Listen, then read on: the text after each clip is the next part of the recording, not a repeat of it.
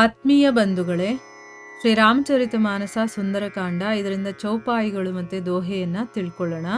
ಹನುಮಾನ ತೇಹಿ ಪರಸಾ ಕರ್ ಪುನಿ ಕೀನ್ಹ ಪ್ರಣಾಮ, ರಾಮ ಕಾಜು ಕೀನ್ಹೆ ಬಿನು ಮೋಹಿ ಕಹಾ ವಿಶ್ರಾಮ, ಜಾತ ಪವನ ಸುತ ದೇವನ देखा जाने कहूँ बल बुद्धि विशेष, सुरसा नाम अहिन्ह के माता, पटइन्हि आई कहीं तेहि बाता, आज सुरन्ह मोहि दीन्ह आहारा, सुनत बचन कह पवन कुमारा, राम काजु करी फिरी मैं आवो, सीता कई सुधी प्रभु ही सुनावो, तब तव बदन पैठिहवु आई, सत्य कहवु मोहि जान दे माई, कवनेहु जतन देई नहीं जाना, ग्रससी न मोहि कहेवु हनुमाना, जो जन भरी तेहि बदनु पसारा, कपितनु कीन्ह दुगुन विस्तारा, सोरह जो जन मुख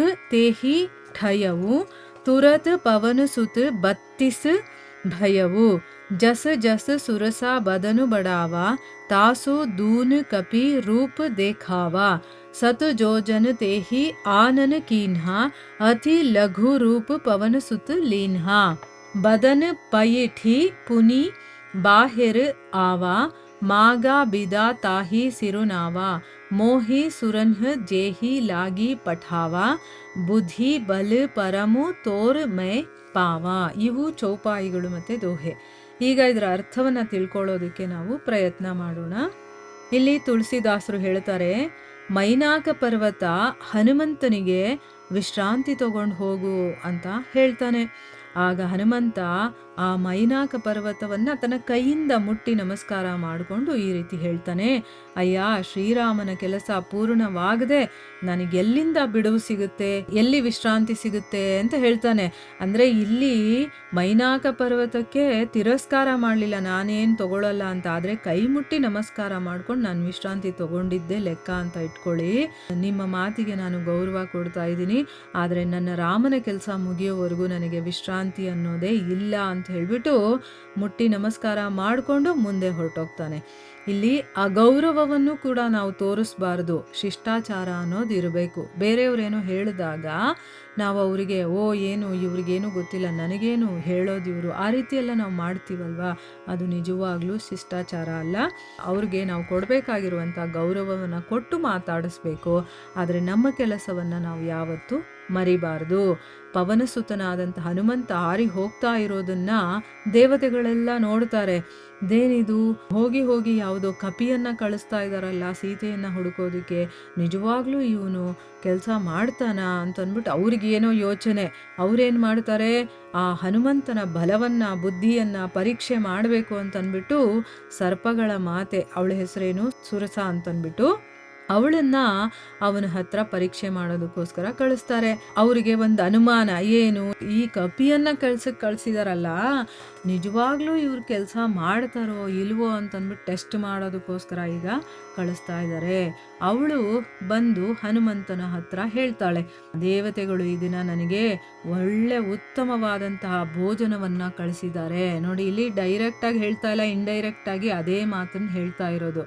ಏನು ಅಂತಂದ್ರೆ, ನೀನು ಟೆಸ್ಟ್ ಮಾಡು, ಗೆದ್ರೆ ಓಕೆ ಆಯ್ತಾ, ನಮಗೆ ಸಮಾಧಾನ ಆಗುತ್ತೆ, ಇಲ್ಲ ಅಂತಂದ್ರೆ ನೀನು ಅದನ್ನ ತಿನ್ನು ಅಂತನ್ಬಿಟ್ಟೆ ಕಳ್ಸಿರ್ತಾರೆ. ಅದಕ್ಕೋಸ್ಕರ ಆ ದೇವರೇ ನನಗೆ ಊಟ ಕೊಟ್ಟಿದ್ದಾನೆ ಅನ್ನೋ ರೀತಿ ಮಾತಾಡ್ತಾ ಇದ್ದಾಳೆ. ಆದ್ರೆ ಇಂಡೈರೆಕ್ಟ್ ಆಗಿ ದೇವತೆಗಳೇ ಕಳ್ಸಿದ್ದಾರೆ ಅನ್ನೋದನ್ನು ಕೂಡ ಹೇಳ್ತಾ ಇದ್ದಾಳೆ.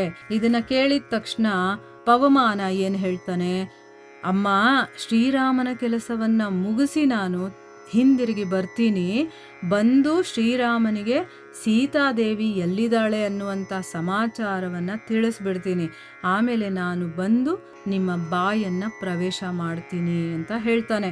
ಆಯಿತಾ, ನಾನು ನಿಮ್ಮ ಬಾಯಿ ಒಳಗಡೆ ಬರಬೇಕು ಅಷ್ಟೇ ತಾನೇ, ಇಷ್ಟು ಕೆಲಸ ಮುಗಿಸ್ಕೊಂಡು ನಾನು ಬರ್ತೀನಿ, ಆಗ ನೀವು ನನ್ನನ್ನು ತಿನ್ನಿ ಅಂತನ್ಬಿಟ್ಟು ಹೇಳ್ತಾಳೆ. ತಾಯೇ, ನಾನು ನಿಜವಾಗ್ಲೂ ಹೇಳ್ತಾ ಇದ್ದೀನಿ, ನಾನು ಹೇಳ್ತಾ ಇರುವಂಥ ಮಾತು ಸುಳ್ಳಲ್ಲ, ಈಗ ನೀವು ನನ್ನನ್ನು ಬಿಟ್ಬಿಡಿ ಅಂತ ಕೇಳ್ಕೊಳ್ತಾನೆ. ಆದರೆ ನೋಡಿ, ಎಷ್ಟೇ ರೀತಿಯಿಂದ ಯಾವುದೇ ಉಪಾಯ ಮಾಡಿ ಹೇಗೆ ಹೇಳಿದ್ರು ಕೂಡ ಅವಳು ಜಗ್ಗೋದಿಲ್ಲ. ಆಗ ಹನುಮಂತ ಹೇಳ್ತಾನೆ, ಸರಿ ಹಾಗಾದರೆ ನನ್ನನ್ನು ತಿನ್ಬಿಡಿ ಅಂತ ಅಂದ್ಬಿಟ್ಟು ಹೇಳ್ತಾನೆ. ಆಗ ಸುರಸೆ ಏನು ಮಾಡ್ತಾಳೆ, 1 ಯೋಜನೆಯಷ್ಟು ತನ್ನ ಬಾಯನ್ನು ಅಗಲಿಸ್ಕೊಳ್ತಾಳೆ, ದೊಡ್ಡದಾಗಿ ಮಾಡ್ಕೊಳ್ತಾಳೆ. ಆಗ ಹನುಮಂತ ಏನು ಮಾಡ್ದ, ಅವಳ ಬಾಯಿ ಎಷ್ಟು ದೊಡ್ಡದಾಗಿತ್ತೋ ಅದಕ್ಕಿಂತ 2ರಷ್ಟು ಅವನ ಶರೀರವನ್ನು ಬೆಳೆಸ್ಕೊಳ್ತಾ ಹೋಗ್ತಾನೆ. ಅಂದರೆ ಅವಳ ಬಾಯಿಗಿಂತ ಇವನು ದೊಡ್ಡದಾಗ್ತಾ ಹೋಗ್ತಾನೆ. ಆಗ ಅವಳು ಇನ್ನೂ ದೊಡ್ಡದು ಮಾಡ್ಕೊಳ್ತಾಳೆ ಬಾಯಿ. ಆಗ ಅವನು ಇನ್ನೂ ದೊಡ್ಡವನಾಗ್ತಾನೆ.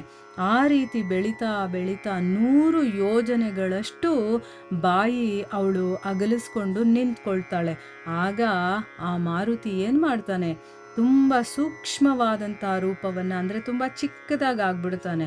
ಆ ರೀತಿ ರೂಪವನ್ನು ತಗೊಂಡು ಅವಳ ಬಾಯಿ ಒಳಗಡೆ ಹೋಗಿ ತಕ್ಷಣ ಹೊರಗಡೆ ಬಂದ್ಬಿಡ್ತಾನೆ. ಅಂದರೆ ಅವಳು ಬಾಯಿ 100 ಯೋಜನೆ ಆಗಿರುತ್ತಲ್ಲ, ಅವಳು ಚಿಕ್ಕದು ಮಾಡ್ಕೊಳ್ಳೋದಕ್ಕೂ ಆಗಬಾರ್ದು, ಅಷ್ಟರ ಒಳಗಡೆ ಅವನು ಹೋಗಿ ವಾಪಸ್ ಬಂದ್ಬಿಡ್ತಾನೆ. ಬಂದು ಅವಳಿಗೆ ತಲೆಬಾಗಿ ನನಗೆ ಮುಂದಕ್ಕೆ ಹೋಗೋದಕ್ಕೆ ಅನುಮತಿಯನ್ನು ಕೊಡಿ ಅಂತ ಹೇಳ್ತಾನೆ. ಅಂದರೆ ನೀನೇನು ಹೇಳಿದ್ಯೋ ಆ ಮಾತಿನಂತೆ ನಾನು ನಡ್ಕೊಂಡಿದ್ದೀನಿ, ನಿನ್ನ ಬಾಯಿ ಒಳಗಡೆ ನಾನು ಪ್ರವೇಶ ಮಾಡಿದ್ದೀನಿ, ಹೊರಗಡೆ ಬಂದಿದ್ದೀನಿ, ಅಷ್ಟರೊಳಗಡೆ ನೀನು ತಿನ್ನೋದು ಬಿಡೋದು ನಿನಗೆ ಬಿಟ್ಟಿರುವಂಥದ್ದು. ಆದರೆ ನಾನು ಹೇಳಿದ ಮಾತನ್ನು ನಾನು ನಡ್ಕೊಂಡಿದ್ದೀನಿ, ಈಗಲಾದರೂ ನನಗೆ ಹೋಗೋದಕ್ಕೆ ಬಿಡಿ ಅಂತಂದ್ಬಿಟ್ಟು ಅವಳಿಗೆ ಕೇಳ್ಕೊಳ್ತಾನೆ. ಆಗ ಸುರಸ ನಿಜವಾದ ಸಂಗತಿ ಏನು ಅನ್ನೋದನ್ನು ಹೇಳ್ತಾಳೆ. ದೇವತೆಗಳು ನನ್ನನ್ನು ನಿನ್ನ ಬಲ ಮತ್ತು ಬುದ್ಧಿಯನ್ನು ಪರೀಕ್ಷೆ ಮಾಡೋದಕ್ಕೋಸ್ಕರ ಕಳಿಸಿದ್ದಾರೆ. ನಿನ್ನ ಅತುಲಿತ ಬಲಬುದ್ಧಿಗಳನ್ನು ನಾನು ಅರ್ಥ ಮಾಡ್ಕೊಂಡಿದ್ದೀನಿ ಅಂತಂದ್ಬಿಟ್ಟು ಹೇಳ್ತಾಳೆ. ಅಂದರೆ ನಾನಾಗಿ ನಾನು ಬಂದಿಲ್ಲ ಇಲ್ಲಿ, ದೇವತೆಗಳು ನನ್ನನ್ನು ಇಲ್ಲಿ ಕಳಿಸಿದ್ದಕ್ಕೋಸ್ಕರ ನಾನು ಬಂದಿರೋದಪ್ಪ, ನಿನ್ನ ಬುದ್ಧಿಯನ್ನು ಪರೀಕ್ಷೆ ಮಾಡೋದಕ್ಕೋಸ್ಕರ. ನೋಡಿ, ಇಂಥ ಒಂದು ಘಟನೆಗಳು ನಮ್ಮ ಭಕ್ತಿ ಮಾರ್ಗದಲ್ಲೂ ಕೂಡ ಬರುತ್ತೆ. ಮೊದಲು ಪ್ರಲೋಭನೆ, ಆಸೆಗಳನ್ನು ತೋರಿಸುತ್ತೆ, ನೆಕ್ಸ್ಟು ಭಯ ಪಡಿಸುತ್ತೆ ನಮ್ಮನ್ನು, ನಾನು ತಿನ್ಬಿಡ್ತೀನಿ ನಿನ್ನ ಅನ್ನೋ ರೀತಿ. ಅಂದರೆ ಅದೇ ರೀತಿ ರಾಕ್ಷಸರು ನಮ್ಮ ಮುಂದೆ ಬಂದು ಹೇಳ್ತಾರೆ ಅಂತಲ್ಲ, ನಮ್ಮ ಜೀವನದಲ್ಲಿ ಬೇರೆ ರೀತಿಯ ಘಟನೆಗಳು ಬರುತ್ತೆ. ಆಗ ನಾವು ಆ ರಾಮನ ಕೆಲಸವನ್ನು ಬಿಟ್ಟುಬಿಡ್ತೀವೇನೋ ಅಂತ. ಆದರೆ ಆಗಲೂ ಕೂಡ ನಮ್ಮ ಗುರಿ ಏನು, ಆ ಭಗವಂತನನ್ನು ಪಡೆಯೋದು. ಅಂದರೆ ಈ ಐಹಿಕ ಪ್ರಪಂಚದಲ್ಲಿ ಇದ್ಮೇಲೆ ಬೇರೆ ಬೇರೆ ರೀತಿಯ ಸಂದರ್ಭಗಳು, ಘಟನೆಗಳು, ಬೇರೆ ಬೇರೆ ರೀತಿಯ ಏನೇನೋ ನಮ್ಮ ಜೀವನದಲ್ಲಿ ನಡೀತಾ ಇದ್ರೂ ಕೂಡ ನಮ್ಮ ಫೋಕಸ್ ಯಾವ ಕಡೆ ಇರಬೇಕು, ಭಗವಂತನ ಕಡೆಗೆ ಇರಬೇಕು.